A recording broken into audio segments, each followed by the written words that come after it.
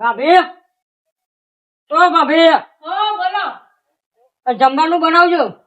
આ શાક જ બનાવું છું. એટલે ગાય કીધું છે જમવાનું બનાવજો એમ કીધું મને લેખાય. તે કેટલી વારમાં આવવાના? એ રો લગભગ કલાક થશે ઘોડાની જેમ મજૂરી કરે છે આવા તડકામાં. એને ખબર ના પડે ઘેર બેસી અત્યારે.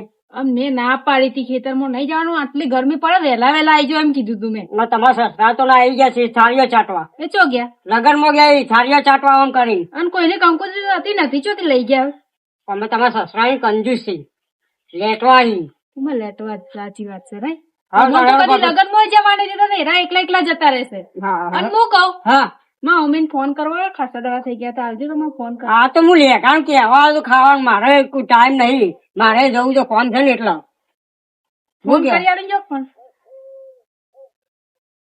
ઓહો 2 વાગી ગયા, ટાઈમ સમજો નહીં.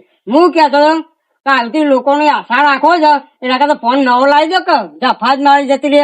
હું કીધું પણ નહીં લાવી આવતા, તમે મને ફોન કરી આવો. એ ફોન કરો ના લઈ આવતો ને તો રિયાઈ ઘેર જતા રહો, જફા મારી જતી રે તરત ફોન આવી જશે.